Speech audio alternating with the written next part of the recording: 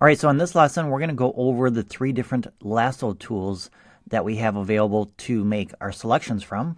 We have the regular, good old boring lasso tool, the polygonal lasso tool, and the magnetic lasso tool. So let me show you how each one of these work. As far as options for the lasso tool, we've pretty much gone through all of these except for the select and mask, so there's no need to go over those again.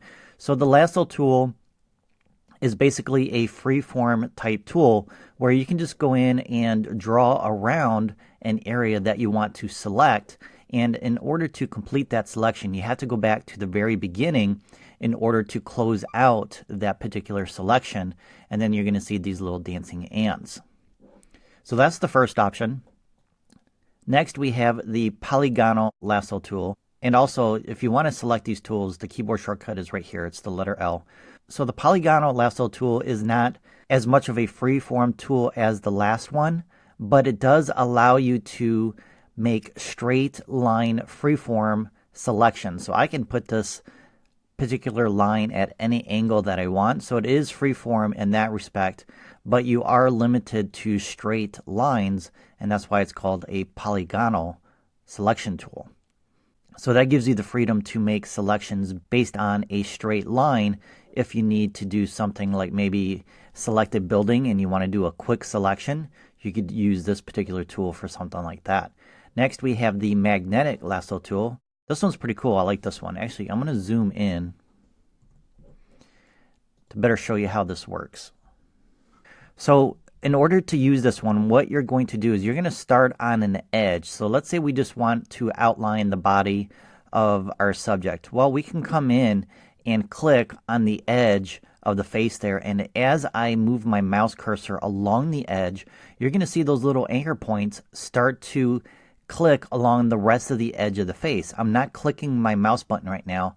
Photoshop is automatically adding those anchor points as I move along the edge of our subject. And that's why it's called magnetic, because it's actually like a magnet. It's detecting the edge between the background and the foreground and automatically applying those anchor points, which is pretty cool and makes it so much easier to make your selections this way versus using the lasso tool, the first one we looked at, and trying to trace around the subject perfectly. You're not going to be able to do it as quickly as you can with the magnetic tool. Now, just like the previous tools, we do have to bring our anchor points back together from the very beginning in order to complete that selection. Now, we do have some different options for this particular tool versus the last tool. We do have the feather and anti-alias, and that's why we don't have a hard edge right here, because I have it set at 20 pixels. It's going to round it out and make that edge selection softer based on the feather that you apply.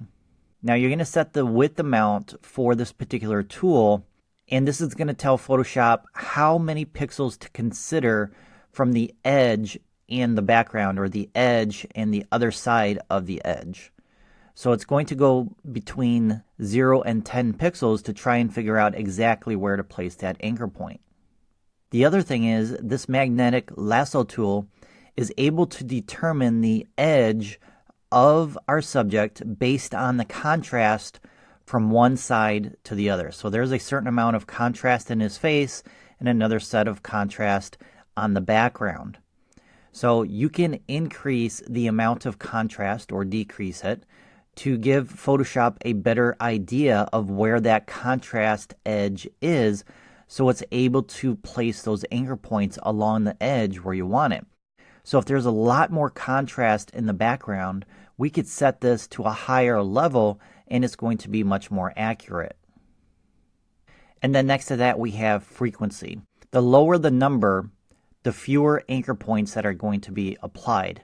You can go from 0 to 100, and if you do 100, then you will be adding more anchor points.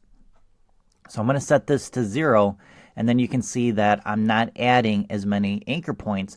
But the problem is, as you can see right here, it's not going to be able to determine where that edge is, and we're actually going into the face.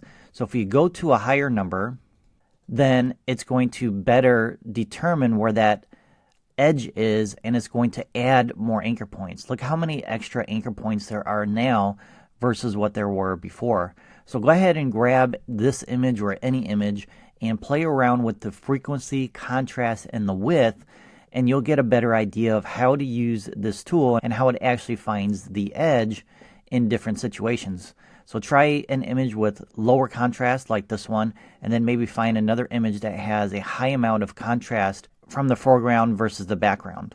All right, so those are the 3 lasso tools. In the next lesson, I'm going to show you how to use the magic wand tool.